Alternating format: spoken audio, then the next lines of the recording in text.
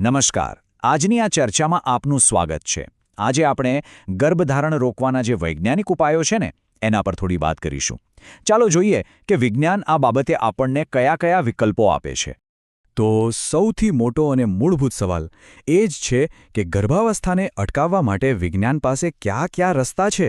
આ સવાલના જવાબમાં જ આપણે 3 મુખ્ય પદ્ધતિઓ વિશે ઊંડાણમાં વાત કરવાના છીએ. ચાલો ત્યારે શરૂઆત કરીએ આપણી પહેલી પદ્ધતિથી. એ છે યાંત્રિક અવરોધ. હવે નામ પરથી જ થોડો ખ્યાલ આવી જાય છે નહીં કે આમાં કંઈક ભૌતિક રૂપે રોકવાની વાત હશે. એટલે કે આનો કોન્સેપ્ટ એકદમ સિમ્પલ છે. વિચારો કે શુક્રકોષ અને અંડકોષને મળવા નથી દેવાના, બસ એમની વચ્ચે એક દિવાલ ઊભી કરી દેવાની. જો એ બંને મળશે જ નહીં તો ફલન થવાનો કોઈ સવાલ જ નથી. તો વ્યવહારમાં આના કયા ઉદાહરણો છે? પુરુષો માટે સૌથી જાણીતું ઉદાહરણ છે નિરોધ, એટલે કે કોન્ડોમ, જે શુક્રકોષોને આગળ વધતા જ અટકાવે છે. અને જો સ્ત્રીઓની વાત કરીએ તો કોપર ટી કે લૂપ જેવા જે ઉપકરણો છે એમને ગર્ભાશયમાં મૂકવામાં આવે છે. આ ત્યાં જ એક અવરોધ પેદા કરે છે. પણ હા, એક વાત અહીં ખાસ ધ્યાનમાં રાખવા જેવી છે. આ પદ્ધતિઓ હંમેશા સાઇડ ઇફેક્ટ વગરની નથી હોતી. સ્ત્રોત પ્રમાણે ક્યારેક એનાથી કેટલીક વિપરીત અસરો જેમ કે કોઈ જાતની અસ્વસ્થતા કે ઇરિટેશન થઈ શકે છે. સારું, તો આ હતી યાંત્રિક પદ્ધતિ. હવે આપણે બીજી પદ્ધતિ તરફ જઈએ, જે છે રાસાયણિક પદ્ધતિઓ. અહીં કોઈ ભૌતિક દિવાલ નથી, પણ શરીરની અંદરના કેમિકલ્સ એટલે કે હોર્મોન સાથે કામ લેવામાં આવે છે. આમાં મુખ્યત્વે સ્ત્રીઓ માટેની ગર્ભનિરોધક ગોળીઓનો સમાવેશ થાય છે. આ ગોળીઓનું કામ શું? તો એ સીધી શરીરના હોર્મોનલ બેલેન્સને બદલી નાખે છે. તો આખી પ્રોસેસ ચાલે છે કેવી રીતે? ચાલો સમજીએ. સૌથી પહેલાં ગર્ભનિરોધક ગોળીઓ લેવાય. એનાથી શરીરમાં હોર્મોન્સનું સંતુલન બદલાય છે. અને આ ફેરફારને કારણે અંડપતનની જે પ્રક્રિયા છે, એટલે કે અંડકોષનું છૂટું પડવાની જે ક્રિયા છે એ જ અટકી જાય છે. હવે જો અંડકોષ જ રિલીઝ નહીં થાય તો પછી ફલનનો તો કોઈ પ્રશ્ન જ નથી. એકદમ સીધું ગણિત. પણ જેમ યાંત્રિક પદ્ધતિમાં હતું એમ અહીં પણ એ જ વાત યાદ રાખવાની છે. આ હોર્મોનલ ફેરફારોને કારણે પણ શરીરમાં કેટલીક આડઅસરો જોવા મળી શકે છે.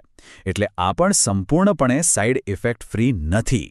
અને હવે આવીએ આપણા ત્રીજા અને છેલ્લા વિકલ્પ પર, શસ્ત્રક્રિયા એટલે કે સર્જિકલ સોલ્યુશન્સ.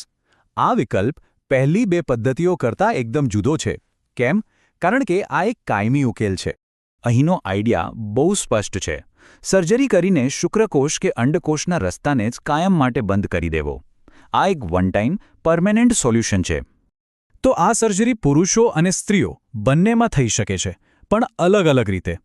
પુરુષોમાં જે શુક્રવાહિનીઓ હોય છે, જ્યાંથી શુક્રકોષ પસાર થાય એને બ્લોક કરી દેવામાં આવે છે, એટલે શુક્રકોષ આગળ જઈ જ ન શકે. એવી જ રીતે સ્ત્રીઓમાં અંડવાહિની એટલે કે જે ટ્યુબમાંથી અંડકોષ ગર્ભાશય સુધી જાય છે એને બ્લોક કરી દેવાય છે. પરિણામ બંનેમાં એક જ, ફલન અટકાવવું. આ પદ્ધતિનો એક મોટો પ્લસ પોઈન્ટ એ છે કે લાંબા ગાળા માટે આ એકદમ સુરક્ષિત માનવામાં આવે છે. સ્ત્રોત પણ આ વાતને સમર્થન આપે છે. પણ દરેક સર્જરીની જેમ અહીં પણ થોડું જોખમ તો રહે જ છે. જો સર્જરી વખતે પૂરી સાવચેતી ના રખાય તો ઇન્ફેક્શન થવાનો ભય રહે છે. એટલે આમાં તકેદારી ખૂબ જ જરૂરી છે. સારું, તો આપણે 3 અલગ-અલગ પદ્ધતિઓ જોઈ: યાંત્રિક, રાસાયણિક અને શસ્ત્રક્રિયા. ચાલો ફટાફટ આ બધાનો એક સારાંશ લઈ લઈએ, જેથી બધું એકદમ ક્લિયર થઈ જાય. મુખ્ય વાતો શું યાદ રાખવાની છે? પહેલી બે પદ્ધતિઓ એટલે કે યાંત્રિક અને રાસાયણિક એ ટેમ્પરરી છે, પણ એમાં સાઇડ ઇફેક્ટનું જોખમ રહેલું છે. અને ત્રીજી પદ્ધતિ શસ્ત્રક્રિયા એ કાયમી છે, પણ જો સાવચેતી ના રખાય તો ઇન્ફેક્શનનું જોખમ છે. આટલી વાત સ્પષ્ટ. અને જુઓ, આ ટેબલ આખી વાતને એકદમ સરળ રીતે સમજાવી દે છે. યાંત્રિક પદ્ધતિ એટલે ફિઝિકલ બ્લોક, રાસાયણિક એટલે હોર્મોન્સમાં ફેરફાર, અને શસ્ત્રક્રિયા એટલે સર્જરીથી બ્લોક. પહેલી બે ટેમ્પરરી અને છેલ્લી પરમેનન્ટ. બસ આટલો જ સાર છે. અને અંતે આ બધી ચર્ચા આપણને એક ખૂબ જ મહત્વના સવાલ પાસે લાવીને ઊભી રાખે છે.